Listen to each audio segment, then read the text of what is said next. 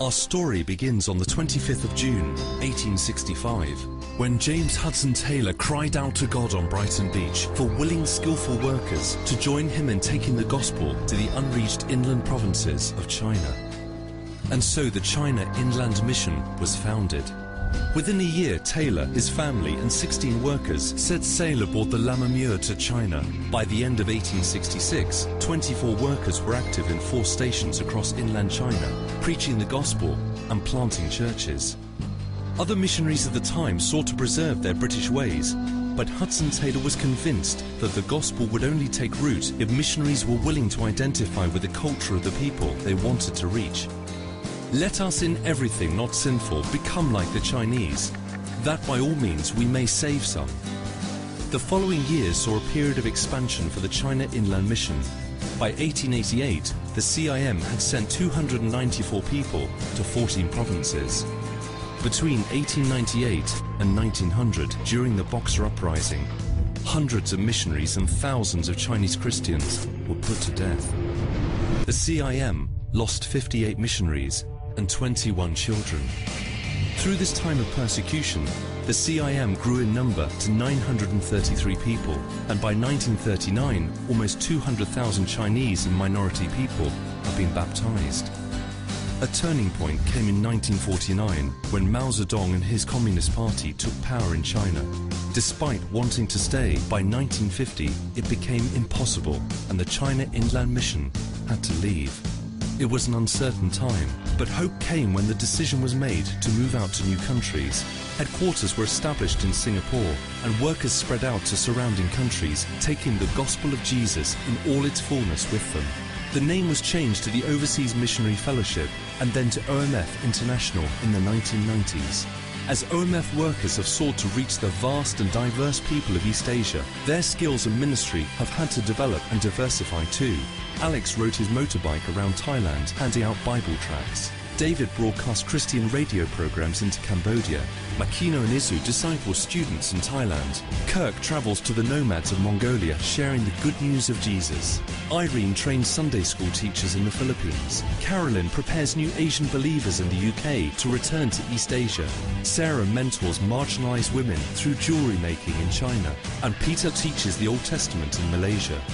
In 2006, Dr. Patrick Fong became the General Director, the first Asian leader to hold this position in OMF International. Today we have over 1,400 workers from over 40 nations serving among approximately 100 people groups in East Asia, as well as among the Asian diaspora in Europe, Africa, the Americas, New Zealand, Australia and in Asia. This is how God has used us for the past 150 years. How will He use you?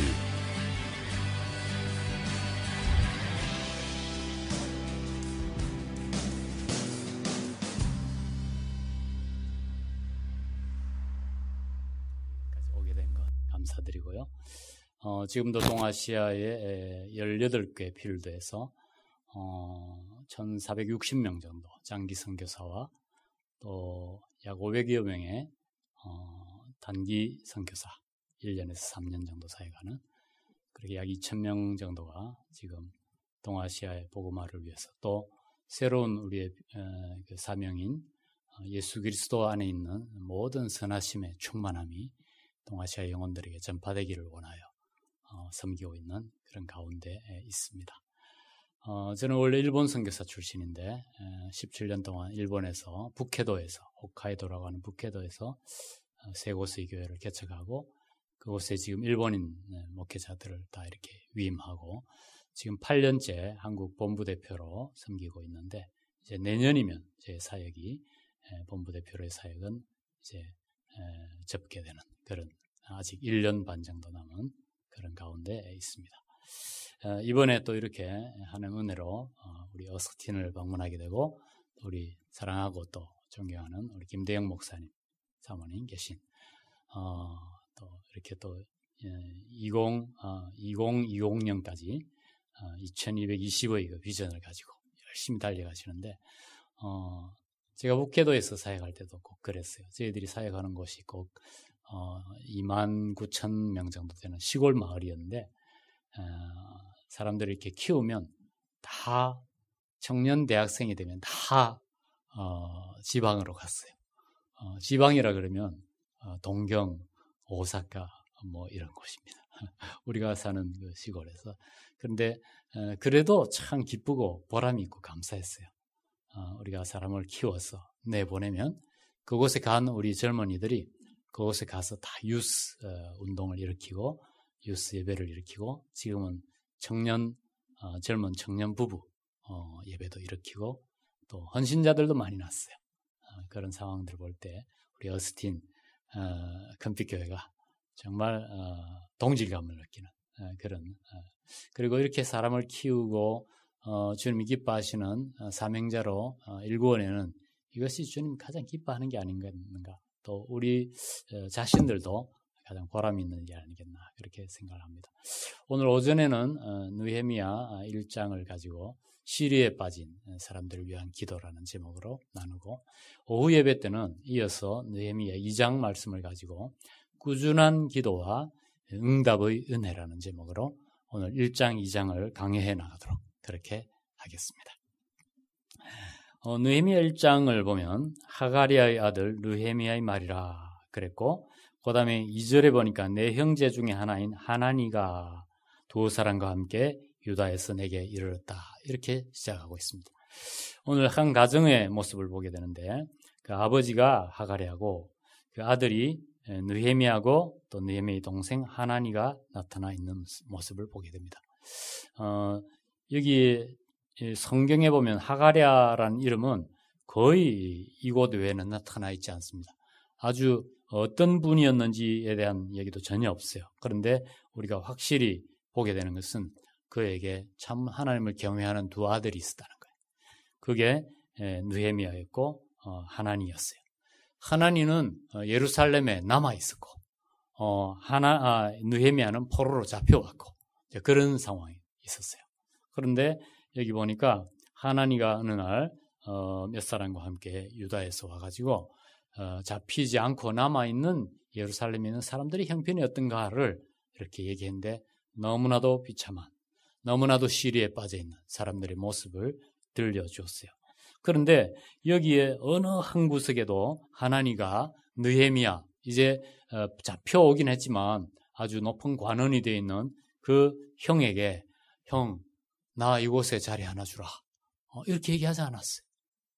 오히려 이 동생은 지금 이 형을 어떻게 하든지 잘 설득해가지고 자기가 있는 그 고생하고 있는 이스라엘 백성들을 위한 그 다시 수축하고 세우는 사람으로 이 형을 데려가고 싶었던 거예요.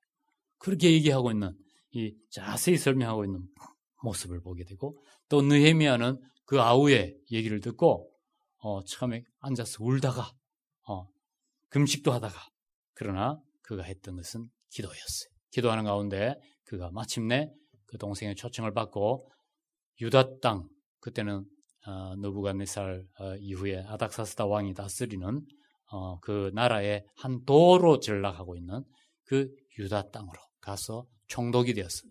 그곳에서 자기 백성들을 일으키는 시리에 빠져 있는 그 백성들을 이렇게 다시 한번 재건하는 이 일을 하고자 하는 이 두 형제의 이야기가 이 느헤미야였어요.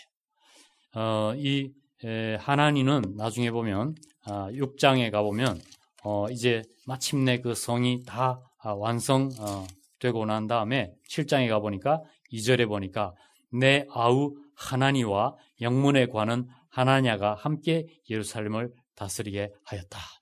이렇게 하는 거 보니까 하나니는 그 형을 설득해서 총독으로 데려가서 자기도 같이 그곳에서 그 형을 도왔어요. 열심히 도왔어요. 그리고 마침내 성벽이 완성되었을 때 그 하나냐라고 하는 충성스럽고 하나님을 경외하는 사람하고 또 자기의 동생하고 두 사람을 책임자로 세우는 이 느헤미야의 모습을 보게 됩니다. 제가 시작하면서 작은 하나의 결론을 말씀을 나눈다면 이 느헤미야 그리고 하나니의 아버지였던 하가랴 정말 무명의 한 사람이었지만 그러나 이 아이들을 잘 경건하게 하나님을 경외하는 자로 잘 키웠어요. 그렇기 때문에 이 아들 이름도 느헤미야 이렇게 지을 때 이 말은 하나님의 위로란 말이에요.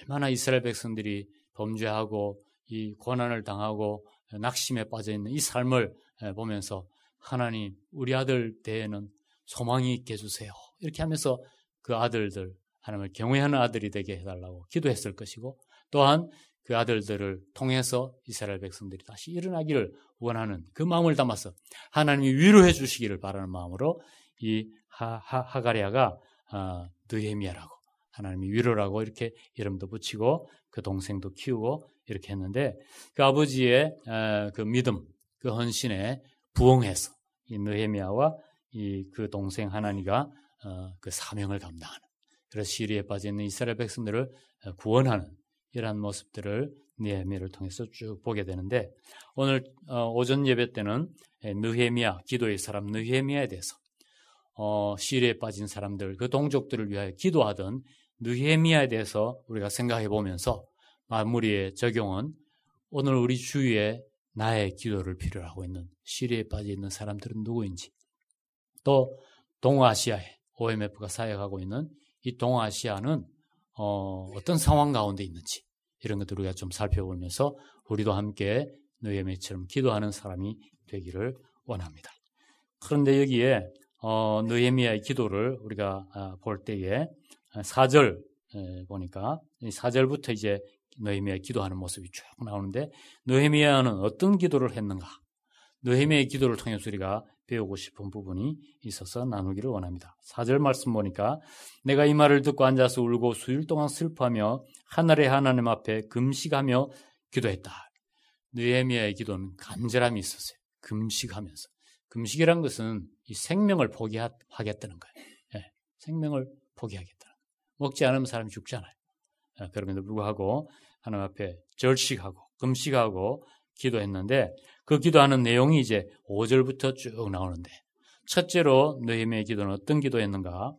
하나님의 이름을 부르면서 그 기도의 대상자인 하나님을 하나님으로 고백하면서 이렇게 시작하고 있는 기도의 내용을 보게 됩니다. 어떻게 하나님을 부르고 있는가? 첫째, 하늘의 하나님이라 그랬어요. 자기의 기도를 들으시는 하나님이 이 땅의 하나님만 아니라 하늘까지 포함하시는 다스리는 하나님이라 그렇게 불렀고요. 그 다음에 여호와라 불렀어요. 여호와는 무슨 뜻입니까? 여호와는 야훼, 그 말은 나는 스스로 있는 자다. 하나님을 스스로 계신 분으로, 자신은 피조물로 그렇게 인정하는 모습을 보게 됩니다. 그 다음에 하나님, 어떤 하나님을 불렀나요? 크신 하나님이라 했어요. 하나님 크십니다. 성경 전체를 보면 하나님은 두 가지 면에서 크세요. 첫째로는 하나님은 그 능력에 있어서 크신 분입니다. 그 다음에 또 하나님은 사랑에 있어서 크신 분입니다. 하나님의 능력은 굉장히 크세요. 지금도 이 천지 만물을 만들어 놓고 그냥 팽개쳐 두는 게 아니라 정확하게 붙잡고 운행하시는 우리 하나님이세요. 저는 이번에도 비행기를 타고 한국에서 여기까지 왔잖아요. 먼저 샌프란시스코에서 내려가지고 거기서 트랜짓해서 여기까지 오는데 9시간 20분, 그 다음에 트랜짓해서 또 한번 피닉스에서 갈아타고 이렇게 해서 또 5시간, 이렇게 해서 비행기만 14시간을 타. 근데 여러분, 우리가 사는 이 지구가 어때요? 옛날 사람들이 생각하듯이 플레이트 평평합니까? 네, 그렇지 않잖아요. 이 지구는 이게 둥글어요. 이 구로 돼 있어요. 그래서 제가 비행기를 타고 비행기가 바로 쭉 온 것 같지만 사실은 이렇게 구를 따라서 이렇게 온 거예요. 이렇게 원형으로 온 거예요. 지구의 3분의 1을 왔어요. 네. 근데 너무 신기한 거는 이 지구에 물이 말입니다. 여기도 물이 있고, 여기도 물이 있고, 여기도 물이 있는 거예요. 여러분, 그렇게 한번 생각해 본 적 있어요? 우리가 보통 이 물이라는 것은 이 웨셀, 이 그릇에 담겨야 되는 거예요. 이 그릇이 없으면 물은 어떻게 됩니까? 확 퍼져서 흘러버립니다. 밑으로 흘러버립니다. 근데 너무나 신기한 거는 우리가 하나님 만드신 지구는 하나님 만들어 놓고 이 물을 여기도 부어두시고, 여기도 부어두시고, 여기도 부으셨는데 안 흘러내리는 거예요. 너무 신기한 거예요. 네. 이거는 정말 조금만 지혜가 있으면 하나님 살아계신 걸 고백하지 않을 수가 없어요. 뿐만 아니라 이게 그냥 가만히 있습니까? 이게 시속 840km로 지금 돌고 있어요. 돌고 있어요. 네. 그런데 이 지구에 있는 이 자동차나 이 사람 걸어다니는 사람이 우주 밖으로 튕겨나가지 않고 딱 붙어 있는 거예요, 지금. 여기 있는 사람 서 있죠. 여기 있는 사람 지금 거꾸로 지금 달려 있는데 서 있어요. 나가지 않고. 달과 지구와의 거리가 수십 킬로만 가까워도 달이 끄는 인력의 힘이 세서 바닷물이 우주로 빨려 나간답니다.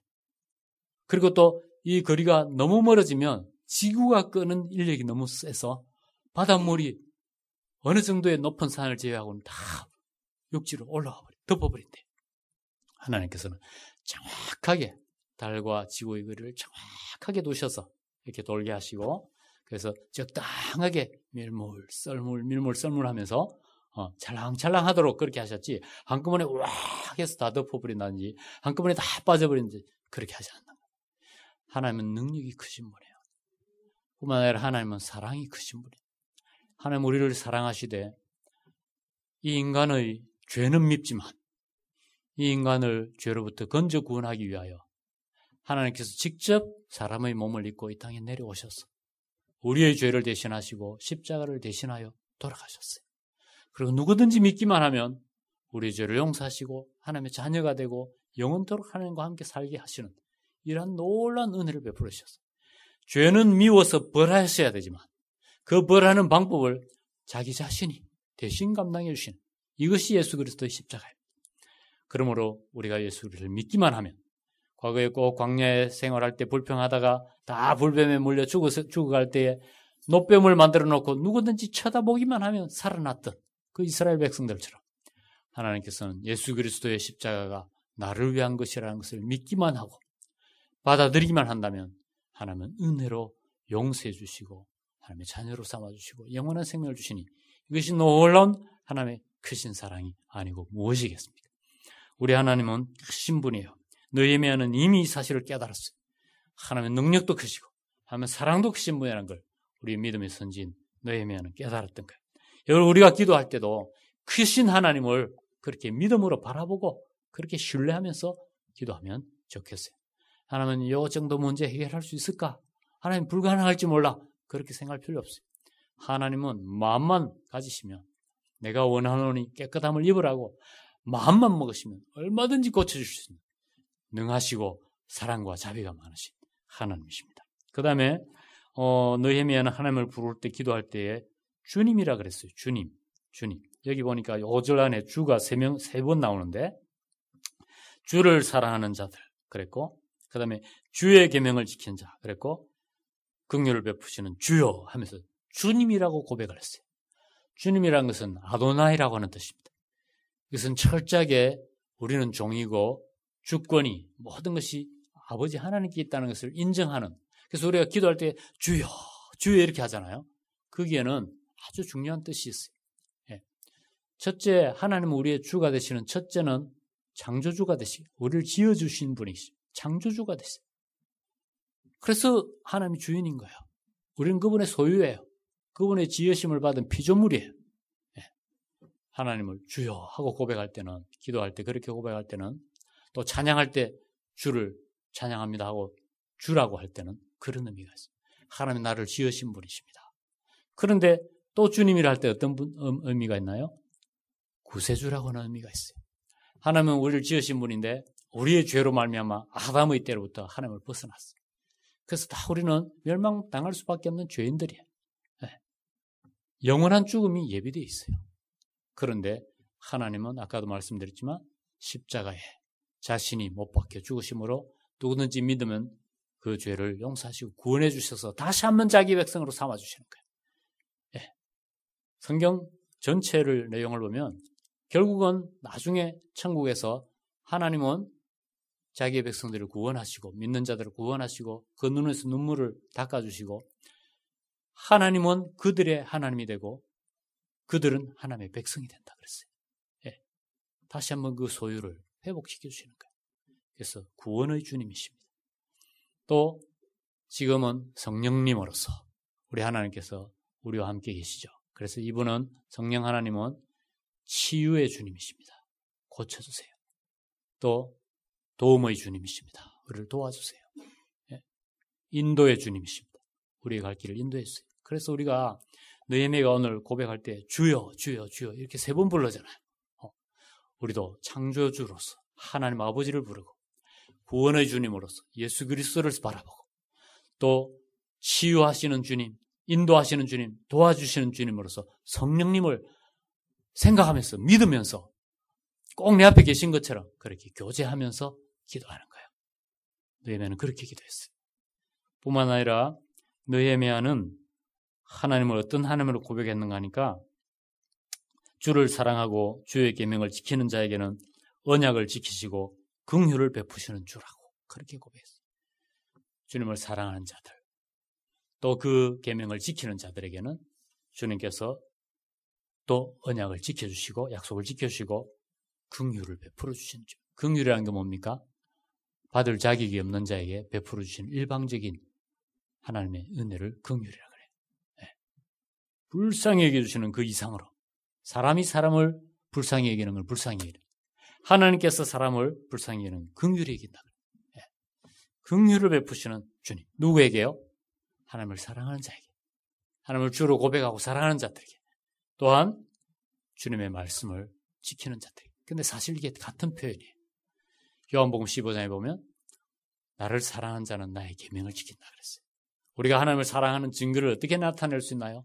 그것은 하나님을 사랑하는 것으로 하나님의 계명을 지키는 것으로 그 사랑을 표현한 거죠.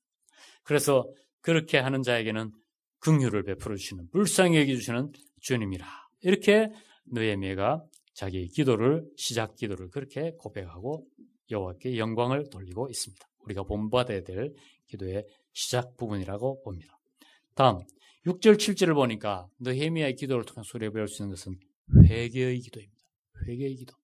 먼저 하나님의 이름을 부르고 하나님께 영화롭게 한 다음에는 먼저 하나님과 우리 사이에 가로막혀 있는 이 기도가 응답되지 않게 하는 장애가 되는 우리의 죄 문제를 이 장벽을 허물어뜨려야 됩니다. 그런데 그 이 죄의 장벽을 허물어뜨리는 그 유일한 길은 우리가 회개하는 거예요. 회개하는 거예요. 오늘 6절 7절 보겠습니다. 이제 종이 주의 종들인 이스라엘 자손을 위하여 주야로 기도하며 우리 이스라엘 자손이 주께 범죄한 죄들을 자복하오니 주는 귀를 기울이시며 눈을 여시사 종의 기도를 들으시옵소서.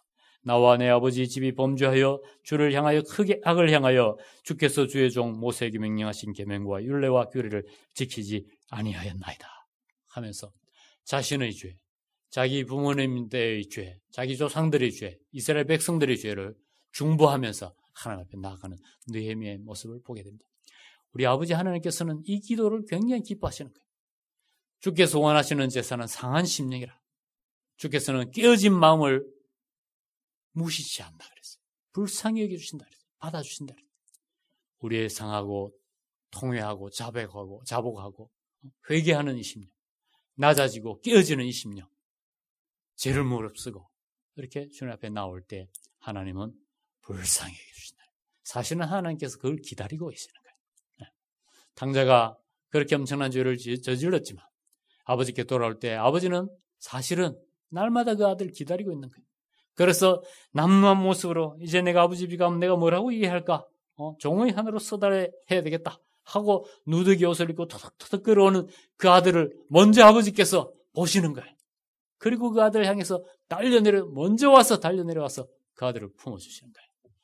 냄새나고 추하고 더러운 돼지우리에서 나온 그 아들이지만 아무 아랑곳하지 않고 그 아버지가 그 깨끗한 옷으로 그 아들을 그냥 안고 집으로 가서 잔치를 하고 가락지를 다시 끼워주고 신발을 다시 신겨주고 옷을 다시 입혀주고 맛있는 음식으로 이렇게 잔치를 하는 이 모습, 이것이 바로 회개하고 주님 앞에 나아가는 주의 백성들을 향한 아버지 하나님의 사랑인 줄로 믿습니다. 그 아버지는 지금도 변함이 없으세요. 전혀 변함이 없으세요. 요즘 가끔 우리가 나는 이렇게 죄를 많이 범했으니 나는 이제 자격이 없어. 나는 더 이상 아버지 앞에, 하나님 앞에 이제 염치가 없어서 못 나간다. 이렇게 생각하는 분도 있을지 몰라요. 그러나 그렇지 않아요. 하나님은 우리의 과거의 죄와 현재의 죄와 미래의 범할 죄까지도 다 아시고 예수 그리스도를 믿기만 하면 구원해 주셔서 이미 아버지의 자녀로 삼으신 거예요. 그리고 또 순간순간 죄를 범하고 넘어질 때 그때도 아버지께서는 기다리시는 거예요. 네. 다시 돌아오기를 기다린 거예요. 예수님께서는 말씀하셨잖아요. 이미 목욕한 자들은 손만 발만 씻으면 된다 그랬어요. 이미 목욕했다는 말은 예수를 믿고 우리의 원죄와 우리 모든 죄가 용서받은 것이고, 또한 손과 발을 더럽혔다는 사람은 그것은 예수 믿고 난 다음에도 또 연약해서 또 범죄하는 거예요. 그렇지만 그때도 회개하고 주님 앞에 잘못했다고 나오면 꼭 손을 씻는 것과 같은 거예요. 발을 씻는 것과 같은 거예요. 다시 주님 앞에 나오는 거예요. 그럼 언제든지 주님께서는 기다려 주십니다. 받아주시고 기뻐하시고 용서해 주시고 사해 주시고, 그리고 다시 한번 회복시키는 주님이기 때문에 오늘 우리도 늘 기도할 때에 자신을 위한 기도나 또 시리에 빠져 있는 사람들을 위한 기도를 할 때, 또 열방의 많은 수많은 종족들을 기도할 때 먼저 하나님께 영광 돌리고 그분의 이름을 고백하고 주님으로 찬양하고 난 다음에 먼저 나 자신의 죄와 또 우리 민족의 죄와 가정의 죄와 또 아직도 몰라서 저렇게 우상숭배하고 있는 동아시아와 열방의 많은 그 사람들의 죄를 주님 앞에 우리가 대신해서 고백하며 나가는 제사장적인 그런 삶을 살아야 될 줄로 믿습니다. 느헤미야의 기도를 통해서 또 살펴볼 수 있는 것은, 느헤미야는 이제 8절, 9절 보시면 하나님의 말씀에, 약속의 말씀에 호소하고 있는 그 기도를 보게 됩니다. 8절, 옛적에 주께서 주의 종 모세에게 명령하여 이르시되 만일 너희가 범죄하면 내가 너희를 여러 나라 가운데 흩을 것이요. 9절, 만일 내게로 돌아와 내 계명을 지켜 행하면 너희 쫓긴 자가 하늘 끝에 있을지라도 내가 거기서부터 그들을 모아 내 이름을 두려고 택한 곳에 돌아오게 하리라 하신 말씀을 이제 청컨대 기억하옵소서. 하나님, 우리가 범죄하면 흩을 것이라 하셨습니다. 그러나 회개하고 돌아오면 다시 받아주리라고 약속하셨습니다. 이것이 하나님의 말씀입니다. 하나님, 그 말씀을 기억해 주옵소서 하면서 하나님의 언약의 말씀에 호소하고 있는 느헤미야의 기도의 모습을 보게 됩니다. 우리도 그렇게 기도해야 돼요. 우리가 비록 연약하고 부족하고 이렇게 참 범죄해서 또 하나님께 맞고 그렇게 하나님의 마음을 상하게 하고 하기도 하지만, 그러나 하나님, 우리가 주님 앞에 돌아오면 언젠지 다시 받아주리라고 그렇게 약속하셨고, 또 당자의 비유도 그렇게 아버지가 그렇게 기뻐하시는 것, 그렇게 회복시켜 주시는 것, 그렇게 약속하셨지 않습니까? 그 말씀을 붙잡고 우리가 나갈 때 하나님이 그때 꼼짝을 못 하시는 거예요. 하나님 정말 약속하신 말씀을 언제든지 변함없이 지키시는 분이에요. 하나님은 절대 변개치 않는 분이라 그랬어요. 변하거나 고치시는 분이 아니에요. 하나님 한 번 약속하신 말씀은 반드시 그걸 행할 때 지켜주시는 분이에요. 성경에는 수많은 약속의 축복의 말씀들이 많이 있어요. 내게 와서 부르짖으라. 내가 너에게 응답하겠고 네가 알지 못하는 크고 비밀이라는 일을 보이리라 약속하시잖아요. 구하라 찾을 것이요, 두드리라 열릴 것이요, 또 뭐예요? 찾는 이가 찾을 것이라 그랬어요. 하나님의 약속의 말씀입니다.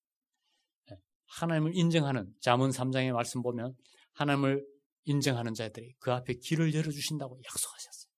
얼마나 많은 약속의 말씀들이 시편, 잠언, 복음서 많이 있는지 몰라요. 우리가 기도할 때에 힘없이 기도하지 말고 나 자신, 범죄한 나 자신, 연약한 나 자신을 바라보지 마시고 하나님의 약속의 말씀을 붙잡으시기 바랍니다. 그럴 때 우리가 다시 힘있게 기도할 수가 있는 거예요. 그 다음에 10절부터 보시면 느헤미야는 기도할 때 하나님과의 자신과의 관계에 호소하고 있는 장면을 보게 됩니다. 이들은 주께서 일찍이 큰 권능과 강한 손으로 구속하신 주의 종들이요 주의 백성이니이다. 느헤미야가 비록 범죄하여 이렇게 만신창이가 되어서 고통 중에 있고 낙심하여 시리에 빠지는 이스라엘 백성들이었지만, 그러나 하나님, 이들이 누굽니까? 과거에 이들이 여호와의 권능의 손으로 애굽에서 종살이 하던 곳에서 건져내신 주님의 백성이 아닙니까? 그렇게 기도하는 거예요. 우리도 마찬가지죠. 우리가 누구입니까? 우리나라가 어떤 백성들입니까? 하나님의 자녀들 어떤 사람들입니까? 지금은 저렇게 낙심하고 저렇게 시리에 빠졌고 만신창이가 되어 있지만, 그러나 그들이 과거에 예수를 믿었고 하나님의 자녀로 인치신 자들이 아닙니까? 이렇게 하면서 관계에 호소하면서 주님 앞에 기도하는 우리가 되어야 되겠습니다.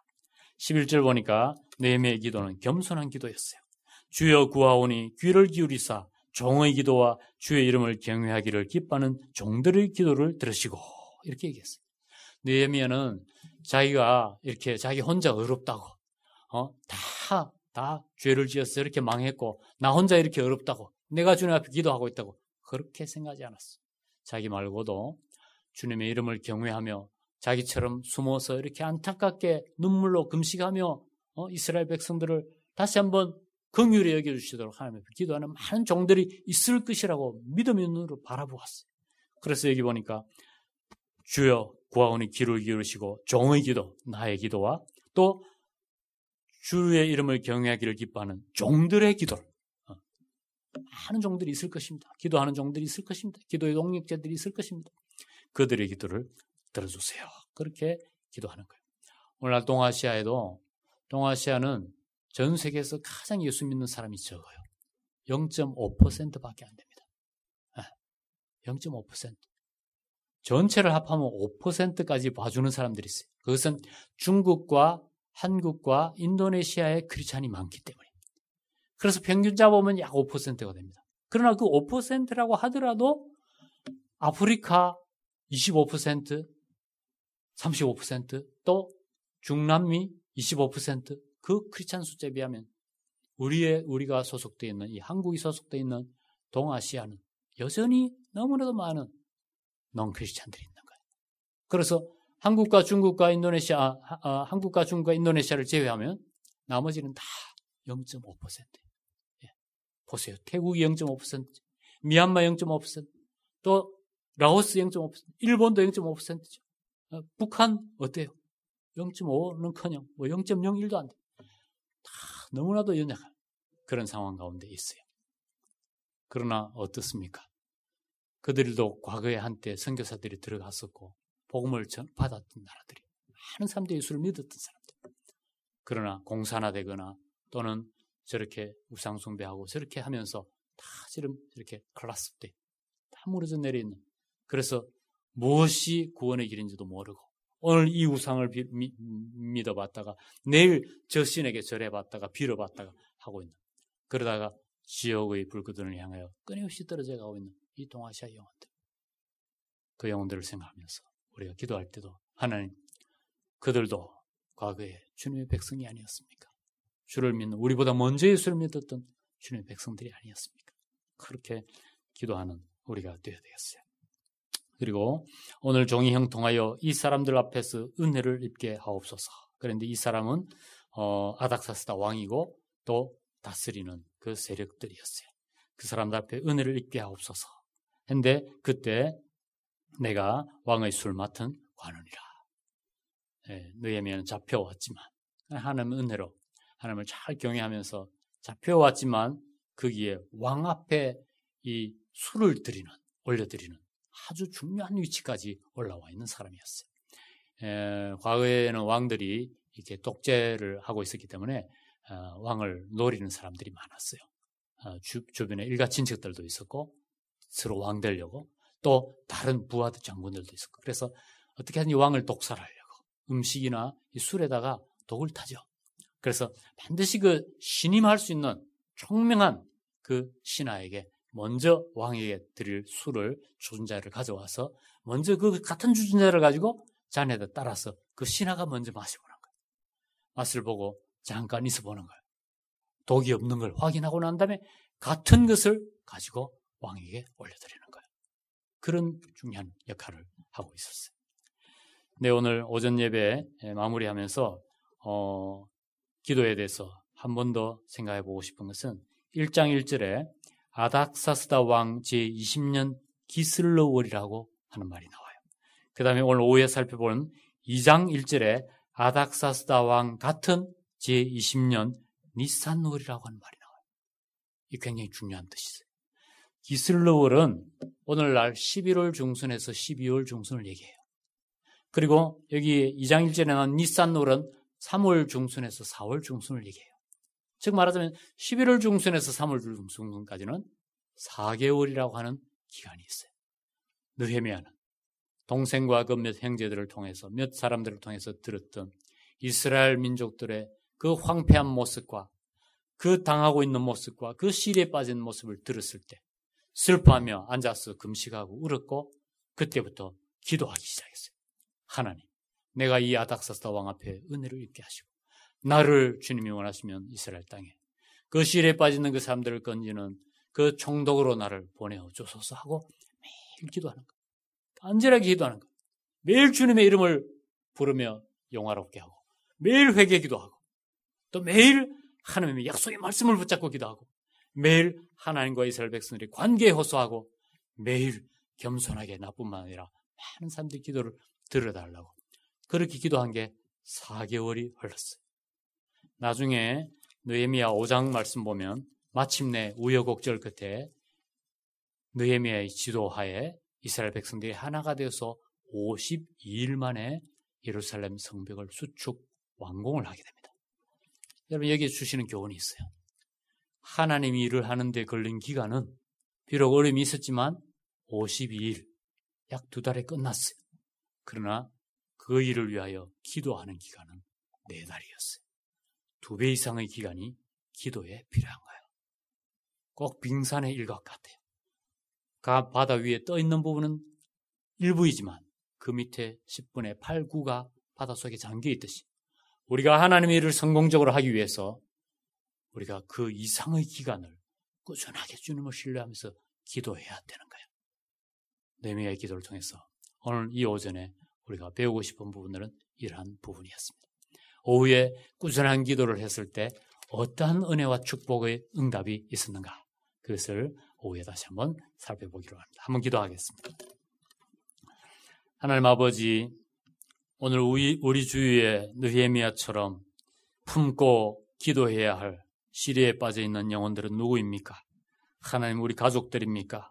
우리 일가 친척들입니까? 또 이 땅에 와 있는 다른 아버지 우리 이웃들입니까? 하나님뿐만 아니라 한국 땅에 우리 백성들입니까? 북한 백성들입니까? 동아시아의 영혼들입니까? 열방에 우리가 기도하고 있는 선교사님들이 사역하고 섬기고 있는 그 영혼들입니까?